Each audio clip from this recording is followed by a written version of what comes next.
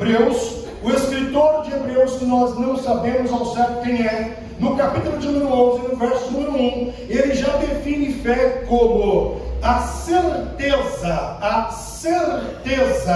das coisas que se esperam e a convicção das coisas que não se veem. Em outras palavras, certeza e convicção são opostos à incredulidade e também à dúvida. Este que tem certeza, ele não vai titubear, ele não vai balançar, porque ele tem certeza. Um grande exemplo da certeza, da convicção, é descrita no livro de Daniel, capítulo de número 3, verso de número 16 e verso de número 17, nas palavras dos homens Sadraque, Mesaque e Abednego. E assim então eles disseram, responderam Sadraque, Mesaque e Abednego, e disseram ao rei Nabucodonosor: não necessitamos de te responder sobre este negócio. Eis que o nosso Deus, a quem nós servimos, é que nos pode livrar. Ele nos livrará da fornalha de fogo ardente e da tua mão, ó rei. E se não, fica sabendo, ó rei, que não serviremos a teus deuses, nem adoraremos a estátua de ouro que levantaste. Em outras palavras, o que esses três homens estão falando diretamente com o rei Nabucodonosor é o seguinte: nós temos a convicção em nosso Deus, ele não precisa provar para nós que ele existe. Eu não preciso de prova para acreditar que ele existe. Simplesmente eu acredito, estou certo disso, estou convicto disso, independentemente de qualquer prova. E esse meu Deus que eu acredito, ele tem todo o poder. Inclusive, esse poder pode me livrar da tua mão e também pode livrar-me da fornalha de fogo ardente. Agora, se esse Deus, ele não quiser me livrar da tua mão ou da fornalha de fogo ardente, fique sabendo, ó rei, que isso não vai mudar a convicção que tenho acerca da sua existência, acerca do seu amor, acerca da sua bondade. Então, segundo o escritor de Hebreus, fé é certeza, fé é convicção, logo você não vai titubear. Eu também ainda acredito que fé, como nós já falamos em outros cultos fé aqui, que eu subi para conversar com os irmãos, eu havia dito aos irmãos em cultos passados, que fé é aquilo que faz você continuar, quando a resposta não vem, quando Deus fica em silêncio, ou quando a resposta de Deus é um não bem grande na tua cara. Logo, a fé faz você continuar nesse processo em que Deus se cala, em que existe um não ou que não existe uma resposta. Fé é o que nos deixa em pé. Logo, a fé possui algumas definições. Fé também possui algumas características. E quando olhamos para a Bíblia Sagrada, nós vamos ver em Marcos, capítulo de número 11, verso de número 22, Jesus dando uma ordem para se ter a fé. Então a primeira grande característica da fé é que ela é uma ordenança, ela é um conselho, ela é também um mandamento. Então Jesus diz em Marcos 11, 22, tendes fé em Deus. Por quê? Jesus está andando em uma determinada rua e Jesus está com fome. Deserto, homem, caminhando para cima e para baixo, já passou da hora do lanche, Jesus tem fome. Ele olhou para o lado e viu uma figueira, então ele vai procurar o fruto da figueira, e não tem fruto na figueira. Jesus amaldiçoa a figueira, Jesus vai embora, não aconteceu nada, porque nem sempre quando Deus age, na hora acontece alguma coisa. Então ele vai embora com seus discípulos e toda aquela comitiva. Depois de um determinado tempo, esse mesmo Jesus, ele volta com os seus discípulos e toda aquela comitiva, e eles passam por aquela árvore, eles passam por aquela figueira, e Jesus não fala nada. Mas aí o Pedro diz que ele olha. Ele olha porque é mais afoito, é um cara que está mais atento às coisas, era um cara que talvez tinha medo do exército romano, então ficava olhando para todos os lados, e ele olha e vê a figueira, e ele fala, caramba, não foi essa aqui que Jesus falou, que ela não ia dar mais fruto, que ela ia murchar, Jesus amaldiçoou, e ela está agora murcha. Então Pedro vem e olha para Jesus e fala, nossa Jesus, o Senhor amaldiçoou e aconteceu, ela murchou. Aí Jesus olha para ele com aquela cara de espanto, filho, você está achando isso surpreendente? Você tem que ter fé em Deus. Então a fé é uma ordenança, é um mandamento, mas também é um conselho. Jesus também olha para nós, vocês têm que ter fé, mas se vocês não quiserem ter fé, eu não posso fazer nada, mas tem que ter fé. Então é uma ordenança, é um mandamento, e também acredito que é um conselho. A Bíblia ainda diz que a fé é a fonte da alegria. 1 Pedro capítulo de número 1, verso de número 8, ao qual não havendo visto a mais, no qual não o vendo agora, mas crendo, vos alegrais. Vocês estão tendo fé mesmo não vendo, e justamente não vendo, vocês se alegram com um gozo inefável e glorioso. Quase que não sai aqui, vai sair. Então a fé é a fonte da alegria.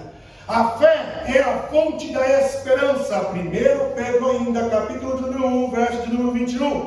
E por ele credes em Deus que o ressuscitou dentre os mortos e lhe deu glória, para que a vossa fé e esperança estivessem em Deus. A fé, ela é a fonte da pureza. Atos 15, 9. E não faz diferença alguma entre eles e nós, purificando os nossos corações pela fé. A fé é fonte da santidade. Atos 26, 18. Para lhes abrires os olhos e das trevas os convertereis à luz, e do poder de Satanás a Deus, a fim de que recebam a remissão de pecados e a herança entre os que são santificados pela fé em mim. Então perceba, a fé tem definições, a fé tem características, e acrescento um terceiro fator à fé. A fé também tem uma perspectiva diferente da nossa. E quando falamos sobre perspectiva, estamos falando de uma palavra que possui muitos significados diferenciados e distintos. Entretanto, o melhor significado que cabe para dentro do contexto que estamos conversando, a palavra perspectiva dentro do que estamos falando, então, significa uma maneira, um método, um modo de analisar uma situação por um determinado ponto de vista. É mais ou menos assim. Se a fé tem uma perspectiva diferente de nós, vamos imaginar assim para ver se isso fica claro. Tornemos a fé uma personificação. Suponhamos que a fé agora ela é uma pessoa e você caminha com a fé. A fé anda com você lado a lado, porque ela é uma pessoa diferente de você, distinta de você. Veja, eu estou dando um exemplo para exemplificar o que eu quero dizer em relação à perspectiva. Então esta fé que anda com você, que é inseparável de você, vai trilhar o mesmo caminho que você, vai viver as mesmas experiências que você, e vai chegar um determinado momento da tua vida que você vai se deparar com uma determinada situação, e a fé, ela vai se deparar com a mesma situação que você, só que você está aqui de frente para a situação, e a fé está meio que de lado para a situação. Então perceba, é uma situação só para ambas as pessoas. Só que quando você olha para aquela situação, você, do seu ponto de vista, tem uma perspectiva. E da sua perspectiva, você vai dizer assim: não dá, acabou, morreu, já era, fim da linha, não tem solução, agora estamos perdidos.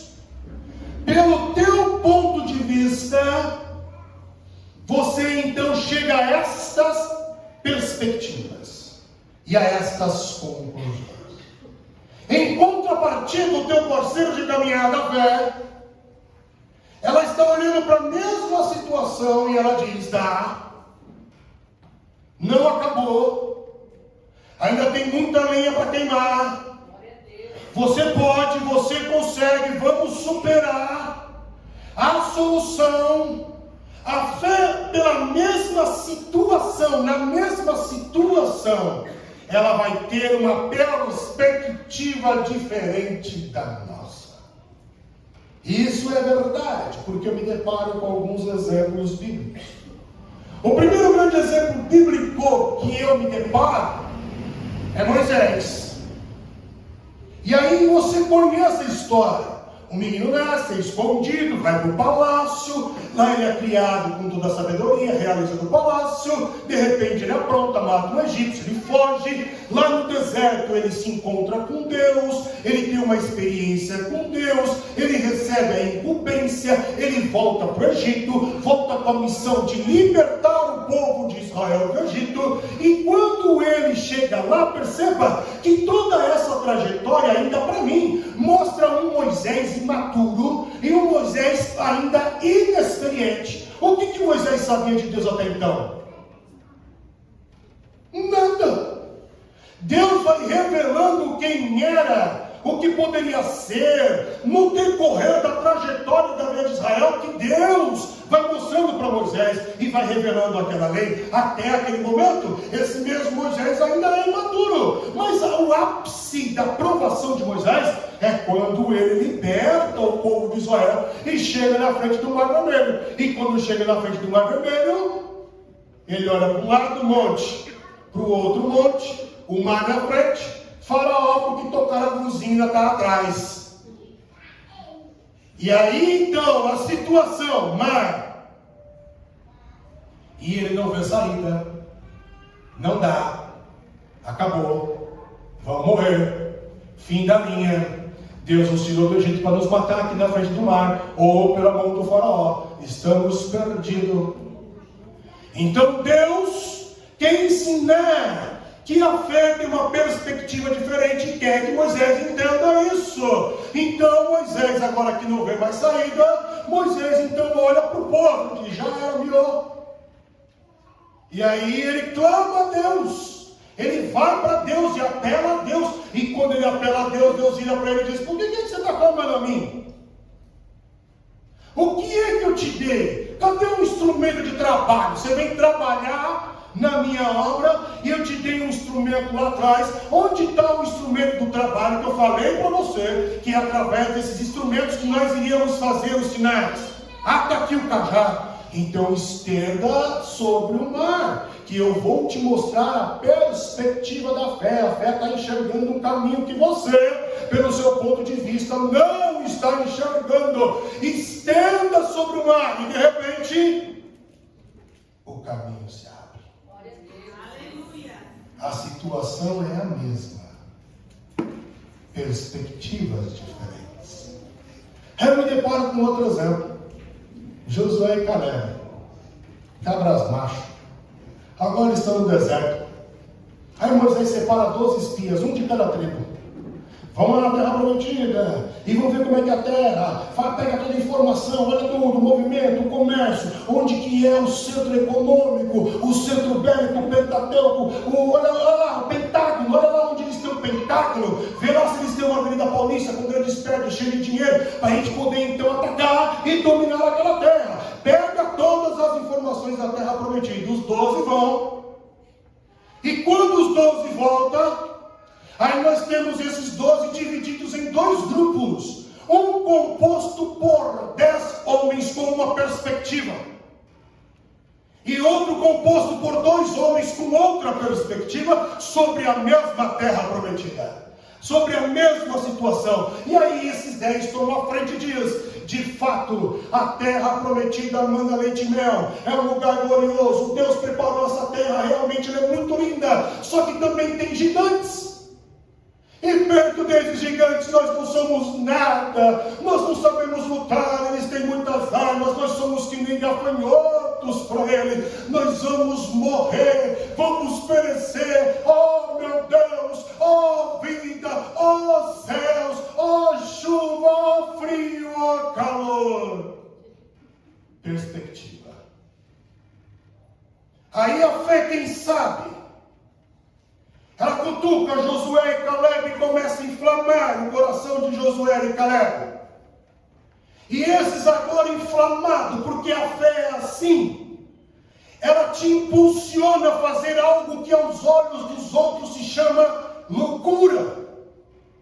E esse Josué e Caleb agora, eles tomam a frente. Quando eles tomam a frente, eles dizem: a terra prometida é boa mesmo, manda leite e mel. Foi difícil de trazer essas uvas para cá, e só que tem sim gigantes lá, eles são bem armados. Mas presta atenção, ó Israel, nós temos uma palavra, Deus prometeu aquela terra para nós, então aquela terra já é nossa. Vamos subir e conquistar o que é nosso.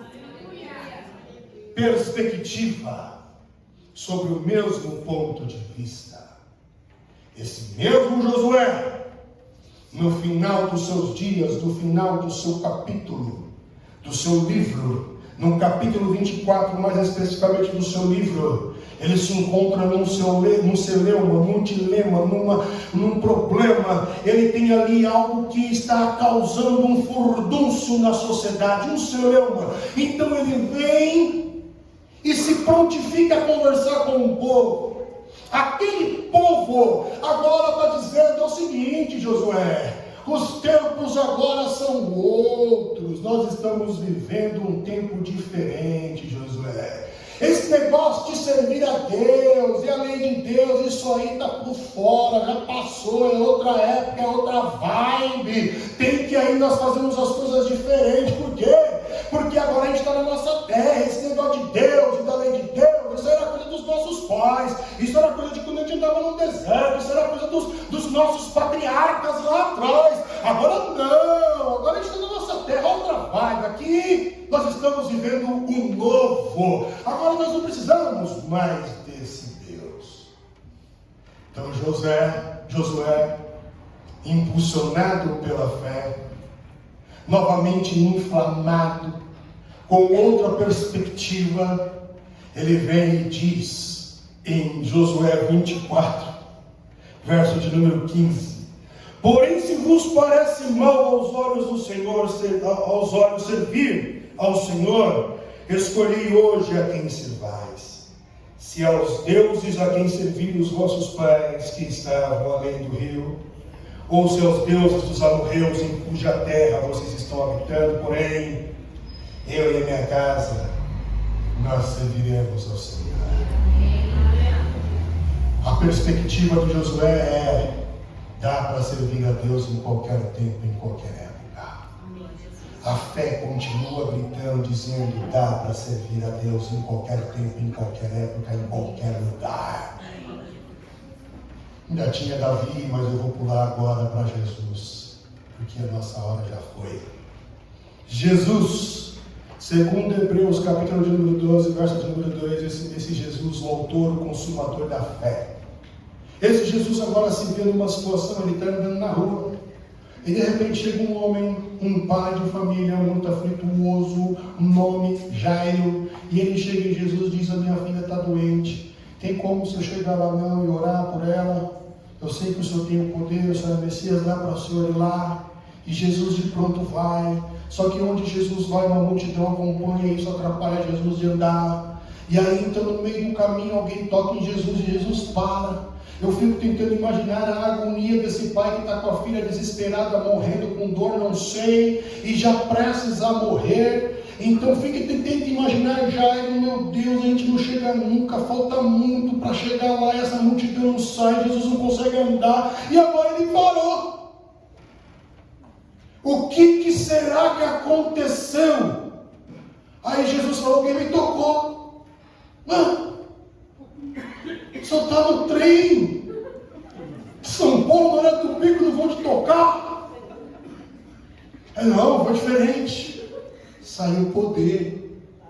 E Jesus quer saber quem é. E o Jairo, vambora, minha filha está morrendo.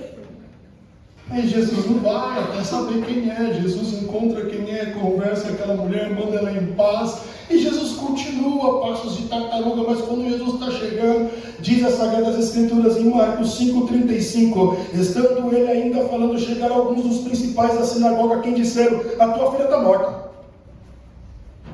Situação. Uma menina, uma criança, doente que morreu, é a situação. Perspectiva da sociedade, acabou.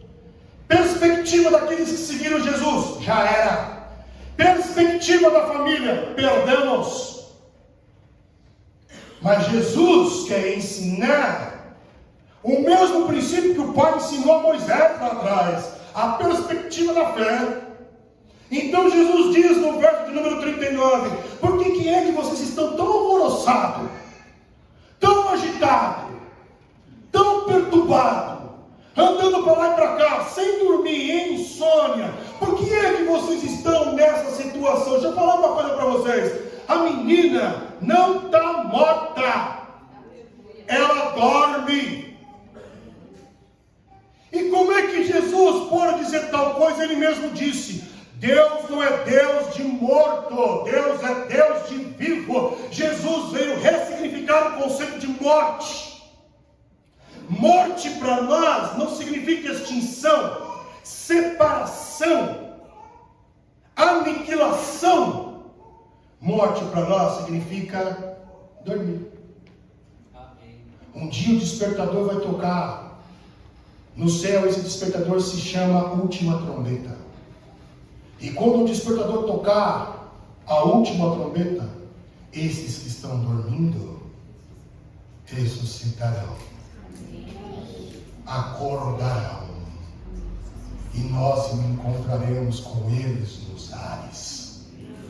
Mesma situação, perspectivas diferentes. Logo, eu termino então dizendo, qual perspectiva você vai seguir diante das situações e das coisas da vida que acontecem na tua vida? Por isso eu oro, irmãos, e oro muito para que as escamas da incredulidade e da dúvida caiam dos nossos olhos. Oro para que aprendamos a ter perspectivas de fé e sermos discípulos de Jesus. Aqueles que andam não por vista, mas pela fé. Deus os abençoe.